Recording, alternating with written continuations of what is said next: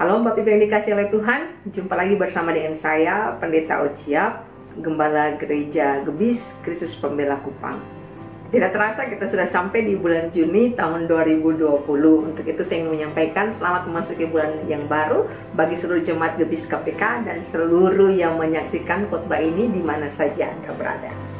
Nah, di bulan Juni ini kita akan masuk dalam tema Shape Up.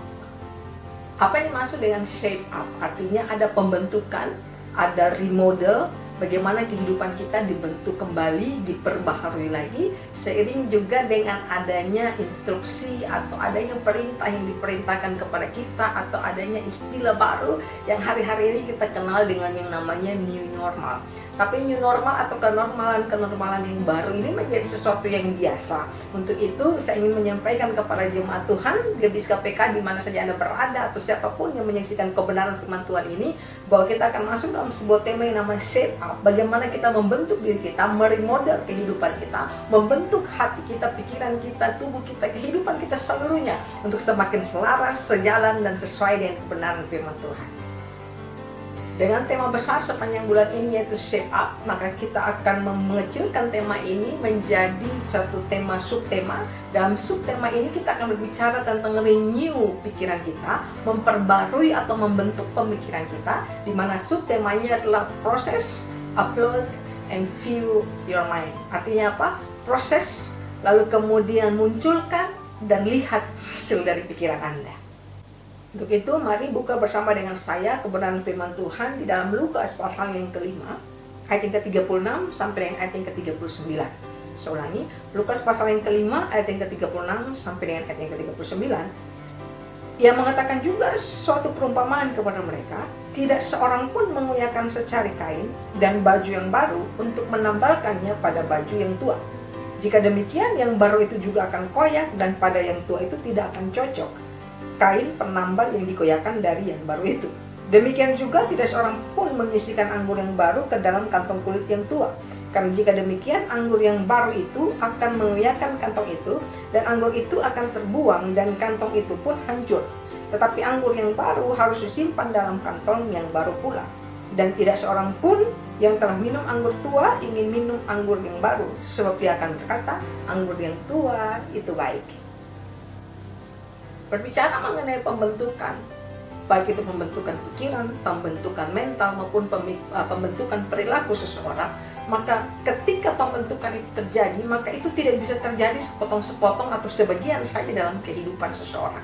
Bapak Ibu yang dikasih oleh Tuhan, karena jika demikian, maka potongan-potongan yang lama itu akan merusak potongan-potongan yang baru dalam kehidupan orang tersebut.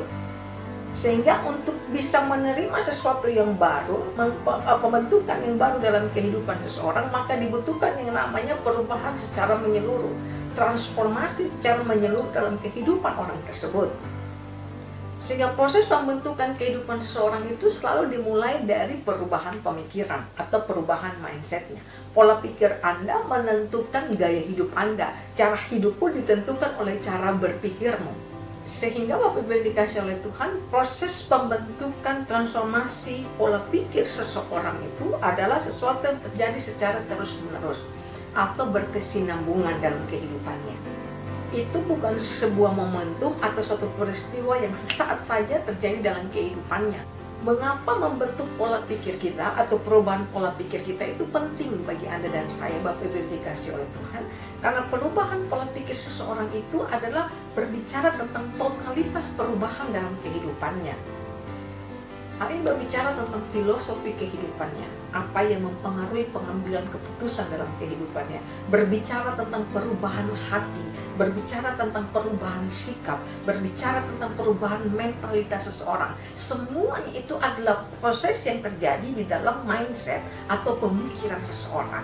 Sehingga ketika Paulus mengatakan dalam Roma 12 ayat 1 dan 2, mari kita baca bersama-sama. Kita fokus di ayat yang kedua saja. Dia bilang begini, janganlah kamu menjadi serupa dengan dunia ini, tetapi berubahlah oleh pembaharuan budimu, sehingga kamu dapat membedakan manakah kehendak Allah, apa yang baik, yang berkenan kepada Allah, dan yang sempurna. Sehingga Paulus mensejajarkan antara perubahan pola pikir, shape up pikiran Anda itu, membentuk pola pikir Anda itu sejajar dengan pertobatan. Paulus mensejajarkan ini karena ketika pemikiran kita berubah, mindset kita berubah, akan mengubah seluruh eksistensi kehidupan Anda dan saya. Dan harus kita akui bahwa mengubah pola pikir seseorang itu tidak mudah. Butuh komitmen, butuh kerja keras, butuh konsistensi. Sehingga dari pola pikir yang berubah itu menjadi pola hidup dan attitude, menjadi karakter dalam kehidupan kita. Tuhan tidak akan secara tiba-tiba menyulap pola pikir seseorang, simsalabim lalu cara berpikir kita berubah. Tapi dituntut sebuah proses, dituntut kerjasama yang baik antara Anda dan saya, sehingga terjadi bukan hanya sekedar pola pikir kita yang berubah, tapi ketika kita sudah berproses akan adanya perubahan pengertian.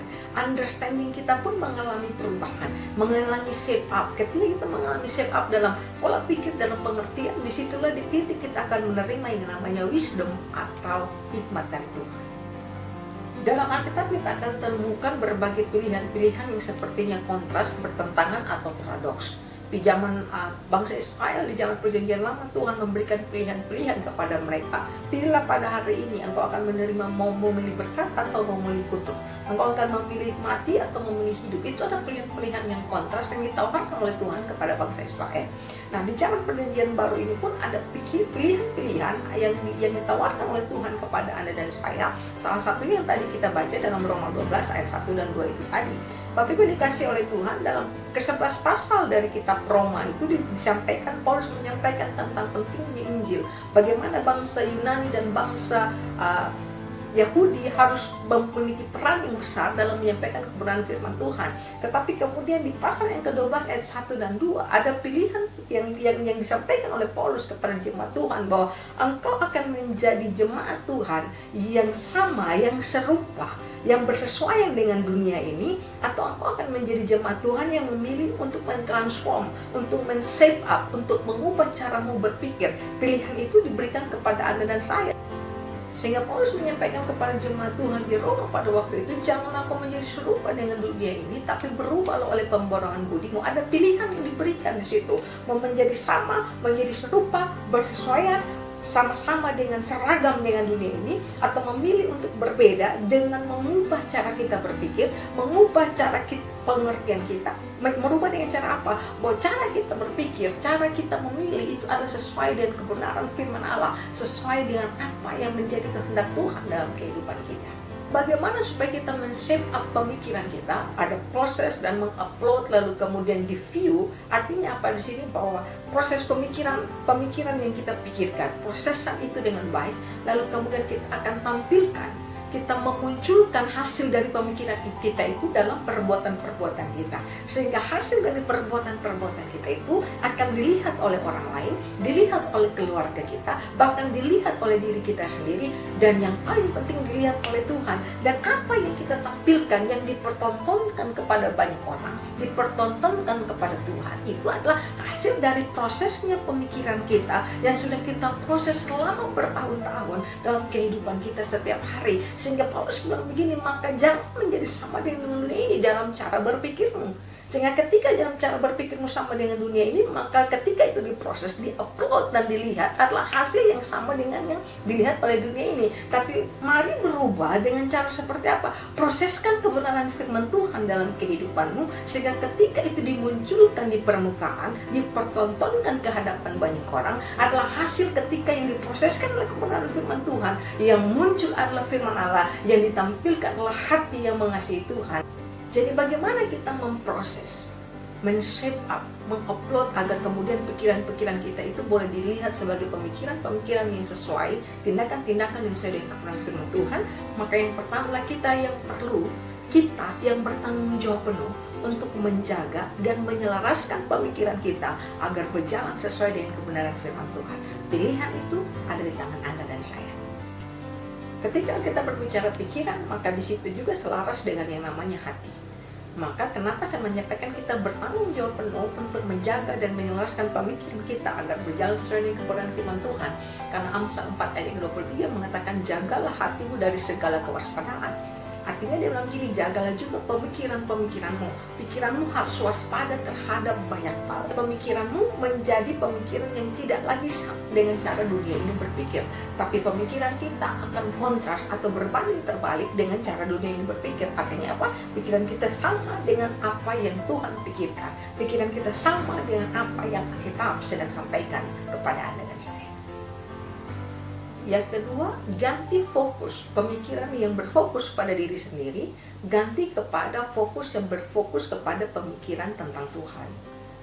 Misalnya, pemikiran alamiah kita adalah ketika seseorang menyakiti kita, hal yang paling natural yang muncul pertama kali dalam pemikiran kita adalah saya akan balas dia. Kalau dia bikin saya 5, saya akan balas dia menjadi 10. Itu pemikiran alamiah kita yang berjalan sesuai dengan apa yang dunia ini pikirkan. Tapi kalau kita kemudian berpikir dan berhenti, fokus pada diri kita sendiri, lalu kemudian kita mulai fokus kepada pemikiran Tuhan, bersejajaran dengan apa yang Tuhan pikirkan tentang apa yang sedang kita alami hari ini, maka ketika orang menyakiti kita, yang kita pikirkan adalah kalau ini terjadi pada Tuhan, apa yang Tuhan akan kerjakan.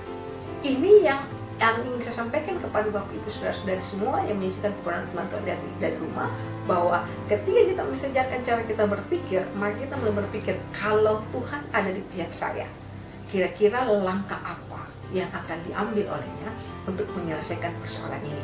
Orang yang menyakiti saya, apakah akan saya balas 10, 20, 30 kali lipat, atau saya akan mengampuninya sesuai dengan kebenaran firman Tuhan. Itu pola pikir sederhana yang harus kita ambil di hari-hari yang seperti sekarang ini. Ada sebuah kisah menarik tentang bagaimana mengubahkan fokus kita dari pemikiran terhadap diri sendiri kepada apa yang Tuhan pikirkan sebenarnya. Ceritanya begini, satu kali ada seorang petani semangka yang sedang memasuki musim panen semangkanya. Dan dia hidup di lingkungan di mana anak-anak banyak anak-anak di lingkungannya, dan anak-anak ini sering kali mencuri buah-buah semangkanya. Sehingga satu waktu sebelum malam tiba dan dia pergi tidur, dia menulis di sebuah papan triplex, lalu kemudian ditanamkan di depan perkebunan semangkanya. Dia tulis begini, salah satu dari semangka-semangka ini telah disuntik dengan racun. Ketika dia menulis itu, dia tanamkan, lalu kemudian dia pergi tidur. Besok pagi dia bangun dan dia lihat, wah, semangkanya semua ada dalam kondisi tidak dicuri, semuanya aman. Ketika dia berjalan berkeliling kebunnya, lalu dia lihat lagi ada satu papan yang juga terpatok di belakang kebunnya. Dia tulis begini, ada tulis muncul begini, sekarang ada 2 semangka yang sudah diracun dalam kebun ini. Bayangkan Bapak Ibu Saudara, ini akan terjadi kalau perubahan pola pikir kita tidak ubah, maka kita akan cenderung untuk membalas kejahatan dengan kejahatan, atau bahkan kita punya kecenderungan untuk membalas orang yang berbuat jahat kepada kita dengan yang lebih jahat lagi. Maka mari isi pemikiran-pemikiran kita selaraskan dengan kebenaran firman Tuhan, jangan selaraskan dengan dunia ini. Fokus kepada Tuhan, jangan fokus kepada diri kita sendiri. Orang yang keras kepala adalah orang yang punya pola pikir yang keras, yang sangat susah untuk diubah. Dan ketika kita punya pola pikir yang keras dan sangat susah untuk diubah, maka kita tidak akan bisa berjalan sesuai dengan kebenaran firman Tuhan. Karena kita sudah punya prinsip-prinsip kita sendiri yang keras, dan biasanya prinsip-prinsip itu justru prinsip-prinsip yang salah, yang tidak bersesuaian dengan kebenaran firman Tuhan. Sehingga seperti yang Alkitab katakan dalam Matius pasal yang ke-13, dibilang mereka punya telinga tapi mereka tidak mendengar, mereka punya mata tapi mereka tidak melihat, mereka punya pikiran tapi mereka tidak berpikir. Karena itu semua adalah tindakan proses yang Tuhan sedang berikan kepada Anda dan saya. Ketika kita punya telinga, kita diminta untuk berproses apa yang kita dengar. Kita punya mata, kita diminta untuk berproses apa yang kita lihat. Kita punya pikiran, kita diminta untuk berproses pikiran-pikiran apa yang pantas untuk tetap ada di dalam pikiran kita, dan pikiran-pikiran apa yang seharusnya menjadi sampah yang tidak perlu untuk Anda simpan dan terus ada dalam kehidupan. Kebahagiaan kita ditentukan oleh rasa yang keluar dari dalam hati kita melalui proses diperbaharuinya pemikiran kita setiap hari. Tapi kita harus memutuskan apa yang harus kita perbaharui dalam pemikiran kita, apa yang harus diperbaharui dalam tanah hati kita, karena kondisi hatimu menentukan kualitas kehidupan Anda. Ada banyak orang yang mengubah pola dalam kehidupan mereka. Bapak Ibu, kalau Anda adalah seorang penjahit, maka baju yang dihasilkan dari jahitan Anda, baik atau tidak, tergantung dari pola yang Anda gambar. Begitupun dengan kehidupan Anda. Ketika kita mengabaikan pola pembaharuan pemikiran dalam kehidupan kita, jangan salahkan ketika hasilnya menjadi buruk. Karena apa yang dipertontonkan, apa yang dilihat oleh orang lain, dilihat oleh Tuhan, dilihat oleh Anda sendiri, itu hasil dari proses panjang pola kehidupan kita yang kita munculkan setiap hari dalam kehidupan kita. Karena Anda tidak akan mengubah hasil akhir menjadi sesuatu yang baik kecuali Anda mengubah pola Anda berpikir, menghasilkan, membuat sebuah pola yang baru dalam kehidupan Anda. Untuk itu Bapak Ibu yang dikasih oleh Tuhan, sepanjang minggu ini saya minta mari kita shape up, kita membentuk sebuah pola yang baru dalam pemikiran kita, sehingga hasil akhirnya adalah hasil yang baik yang kita hasilkan, yang kita pertontonkan, yang kita perlihatkan bagi orang-orang yang ada di sekitar kita. Mari berpikir tentang hal yang baik. Filipi 4 mengatakan, pikirkan hal-hal yang baik, pikirkan hal-hal yang manis, pikirkan hal-hal yang sedap didengar, pikirkan semua yang baik tentang Tuhan, tentang orang-orang di sekeliling Anda, bahkan pikirkan hal-hal yang baik tentang Anda sendiri. Selamat didatang dalam shape up, dalam pola kehidupan yang baru, cara berpikir yang baru di sepanjang minggu ini. Saya pastikan ketika kita mengubah cara kita berpikir, kita akan mengubah cara kita memandang orang lain, dan ketika kita mengubah cara pandang kita terhadap orang lain, kebahagiaan akan menjadi milik Anda dan saya. Selamat memasuki bulan yang baru. Tuhan Yesus memberkati kita semua.